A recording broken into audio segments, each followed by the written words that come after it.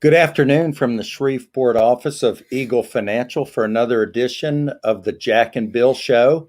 Today, we've decided to do this right side up. We have technical assistants here with us today, our friend Wesley manning the camera. So we're not going to be sideways like we were last week. But I did notice that I was able to turn my iPhone around and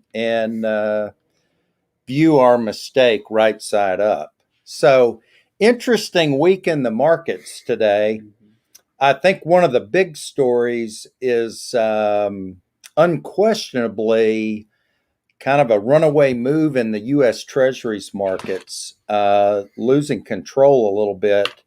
This has been the wrong place to be this year if you own high quality U.S. Treasuries. And fortunately for our clients, we don't own a single position.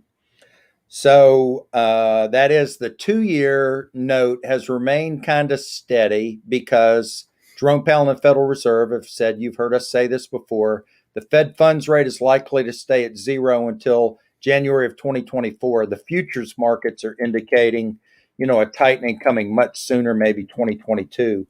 That's going to be, that's going to have the implications there are how strong our economy is going for the Fed to have to tighten and whether or not we have inflation taken off. So the 10-year Treasury note yield was 0.9% to start the year, and it shot up today to 1.63%, down sharply in price, up sharply in yield, and the 30-year has made it all the way to 2.4%. So, interestingly, Bill, we've had this seesaw battle back and forth between the NASDAQ market and Dow Jones Industrials and cyclicals and financials and things like that. The NASDAQ market is selling at about 40 times trailing earnings, but it yields less than 1%. So we've talked before, this is a long duration asset, kind of like a long dated zero coupon treasury bond. So when interest rates go up sharply on the long end of the curve, you're going to see the NASDAQ market sell off. You're going to see a rotation out of NASDAQ stocks. And we had a correction and then a huge bounce back yesterday, going back the other way today. The market's trying to figure out its direction. So the NASDAQ was down 0.6% today. That puts it back into like correction territory, down about 10 year to date, where the S&P 500 was up slightly today, 0.1%, and it's up year to date, Bill, about 5.3% on a total return basis. The Dow was the champion of the day, up 0.9% or just shy of 300 points. And where that has lagged in the last year, I think we're likely going to see industrials, cyclical stocks, value type stocks do better than the NASDAQ and the S&P 500 this year. So that's just my opinion. But and I think part of that is that we saw those names, the cyclicals, the value names, underperform last year, and it made total sense in hindsight because of the lockdowns. And so we saw the growthier tech names do much better. Okay, so they were still generating revenues, the stay-at-home names, as we like to call them. So that's one aspect of this. So we're seeing kind of a rotation out of those things that did the best last year into those things that did the worst. And then the other issue is, as you are articulated so well, is what's going on with interest rates. So on any given day, you could look at the 10-year yield and what it's doing, and you'll see a very strong correlation between the movement of the 10-year yield and large cap tech stocks. That's exactly right. And as you pointed out, Bill, smaller cap stocks lagged last year. So today, the Russell 2000 has been on fire this year, and it was up nearly 0.5% today. The low tier investment grade, credit, that stuff has been on fire this year too. Oil, West Texas Intermediate, up about 36% this year, down a little bit today, closing at 65.59 a barrel, down 43 cents a barrel. Call it 2/3%. Gold was flat, closing the day at 17.22, but down about 9% this year, while silver is up slightly on the year and up again 48% last year. Well, that's kind of that's just kind of a wrap on what happened today. What are we talking about today, William? I think, given some of the posts that we've been making this week, a common theme, if we want to identify one, is excesses. How much is too much? And we are really starting to, we're seeing some weird stuff out there, crazy investment ideas and products, and I think a lot of this mirrors the craziness that we're seeing in the marketplace. And like yesterday, I saw, in my mind, the craziest thing of them all: $69 million paid at auction for digital art, but it wasn't even art that the person was buying. The person was buying an NFT, a non-fungible token, which is basically a certificate of authenticity or a record of ownership. It's not even the actual art. But for someone to pay $69 million for the rights to a digital artwork, it just doesn't compute to me. It was pictured on the front page of today's Wall Street Journal, by the way. It's just weird. Yeah. Weird. But I mean, this is nothing new. I mean, we've seen weirdness, before. I mean, it's been going on forever. And we posted this week 2 examples of that. One being the Tulip Mania, and this goes back to the 1600s, but it's a textbook classic case. It's taught in business schools. People were going crazy over tulip bulbs. We're talking plants. I'm talking one bulb selling for the price of a house. Insane. And then more recently, this is kind of a fun example, but, Beanie Babies. Okay, these are stuffed toys retailed for about $5, and people started collecting them as investments. And there were Beanie Babies selling for as much as $5,000 a piece. And what was driving this? Scarcity. That was it. There was no basis in value for these things. It was just this scarcity, this notion of scarcity, real or perceived, that caused people to get sucked into the greater fool theory. Anybody in your house buy one? No, thankfully. Now, we were given some. The kids were given some, but we never bought any, and we certainly didn't buy them as investments. But yeah, I mean, we're seeing some weird things out there. Something else that we're seeing is this proliferation of all of these very narrowly focused, niche product offerings, mostly ETFs. It's just a cascade of new ETFs that come to market. And some of these are just downright harebrained. Sadly, though, most of these do end up in the trash heap. I mean, the failure rate of ETF offerings is very high. But I think the point I would make with that is that Wall Street is notorious for giving investors what they want and not what they need. So Wall Street will create products. They'll take a temperature, the temperature of market sentiment. They'll give you what you want.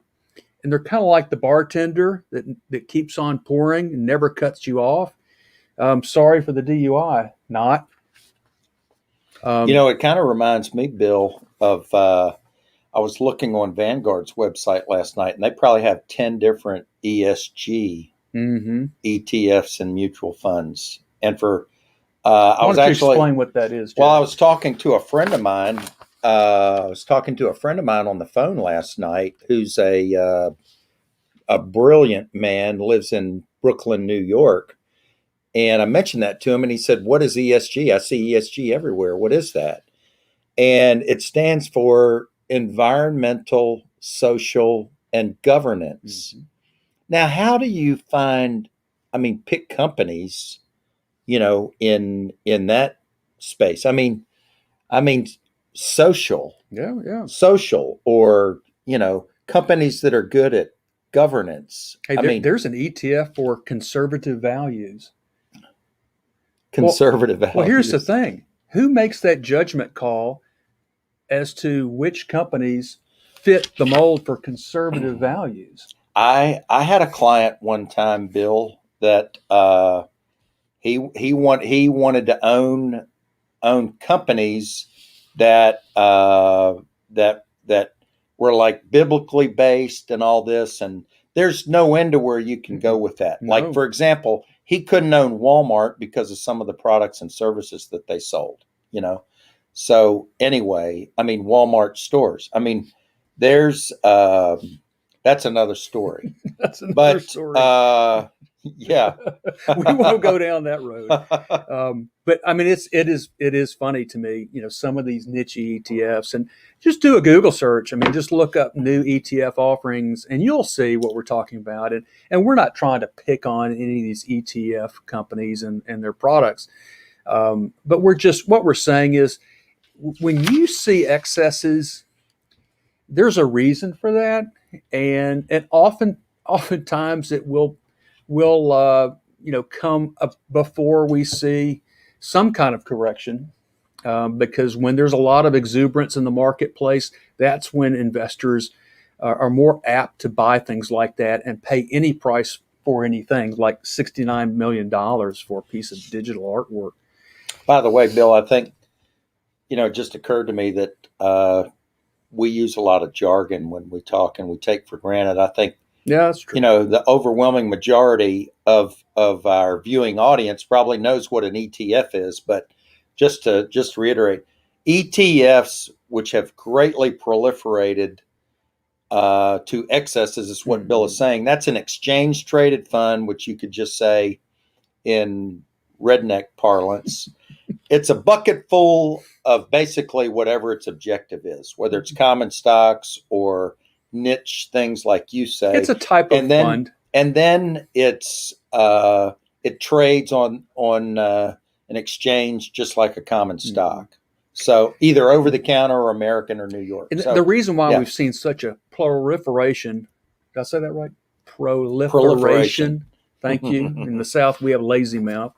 The reason why we've seen such a proliferation of exchange-traded funds, it really goes back to the end of the credit crisis. And ever since, it's been more difficult for money managers to outperform and beat the indices. A lot of that has to do with central bank manipulation of the markets.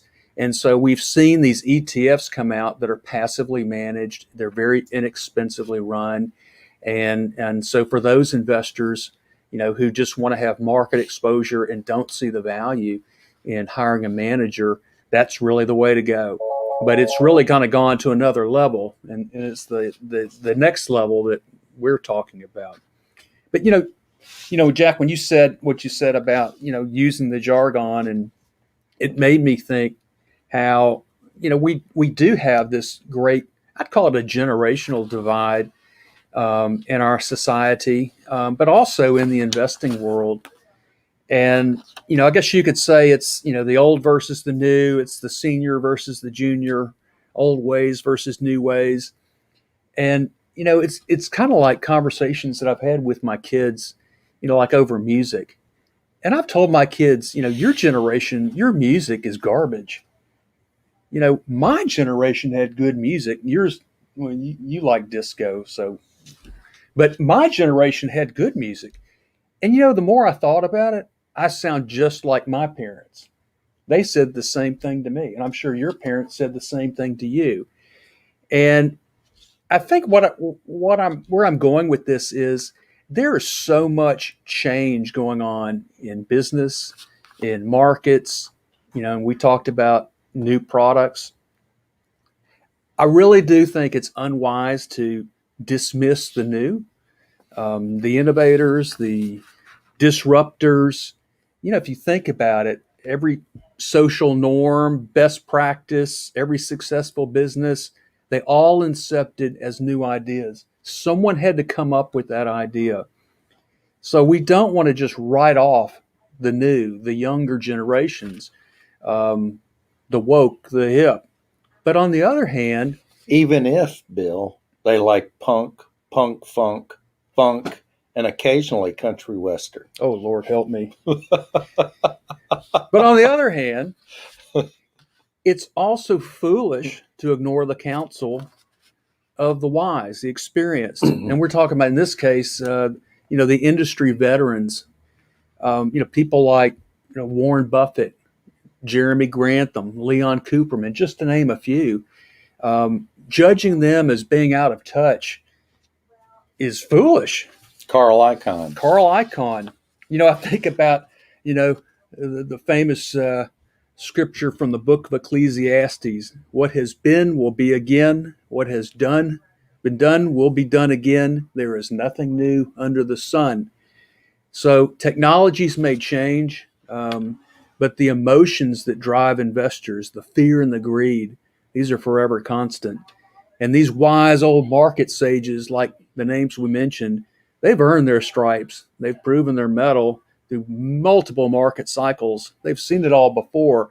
So we really do want to strike a balance between the new, because there's a lot of new in our world today, but let's not forget the things that we can latch onto, and certainly investor behavior is one of those things that is always with us, is driving markets, and it's easily observable. Let me tell you the four most dangerous words that we hear in regards to what you just articulated. This time is different. Gosh, how many times has that been said? This time is different. Over and over again. I tend to agree with you, William, that there's nothing new under the sun. And remember the late 90s? It's like, hey, it's the internet age. Everything's going to change. Old economy versus new economy. How about you don't understand? Yeah, that's true. And I hate to see, especially in social media, these old sages just being, attacked. It's really not good. Yeah, absolutely. So that's kind of it for today, huh? Yeah. What are we doing? We are, there's this seesaw battle back and forth. Bill and I were discussing this week that it's wise to kind of have a barbell approach. A barbell, if you think of picture a barbell with the weights on each end, that terminology is used mostly in the bond market, where you have cash and you have some long dated securities. But we're talking about owning cyclical value financials, low PE, low price to book, low accounting based metrics on one end, and then the high flying, low yielding NASDAQ type technology type stuff on the other end. So, where we have these like 14 days in a row or something, or 13 out of 14 days, NASDAQ market gets pummeled, down there at the bottom, it's worth nibbling or taking a look at some of these things, especially the ones that we think have outstanding fundamentals, strong earnings, strong management, and reasonable valuations. So we've been doing that, but it's a time to rebalance. Generally at market tops, you've got people fighting all over themselves to foolishly, and they can even become greater fools. So at market peaks, that's when greed is most rampant, and at market bottoms is when everyone is fearful and wants to get out. So we have to control our emotions, do that which is reasonable and rational, and we're rebalancing. We're buying that which is scarce, which is income. If we can find that in and we have found that in a number of things. But I thought I would wrap up as we always do with what's going on in sports. Not a whole lot. We've got March Madness this weekend.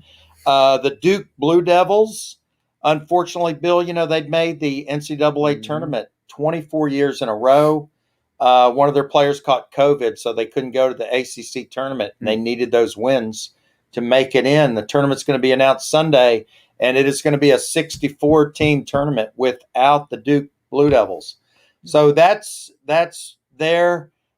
Big question is whether the LSU Tigers will make it or not. I think as long as they don't get, bounced in the first round, they're in. I'm not even sure if they played the first round yet. We've got the players going on in beautiful Ponte Vedra. Lee Westwood is leading. Big question here locally is Drew Brees, whether Drew Brees is going to come back or not. He did this astonishing workout trying to show off, at age 41. I think he's been inspired by his 43-year-old buddy, Tom Brady, who just won a Super Bowl with, the struggling Tampa Bay Buccaneers from the prior year. And some of the big news, former LSU head football coach, LSU's Les Miles, fired by the Kansas Jayhawks over not too mature dealings with alleged teenage girls on campus. I hope he's able to work things out with his wife and marriage and all that. And I hate to see things like that. So, but that's big news around here. The Mad Hatter, the grass eater. So that's it for today. If you have any questions, give us a comment or give us a phone call at Eagle Financial. Send us a message, email, whatever, and we'll see you next Friday. Have a good weekend.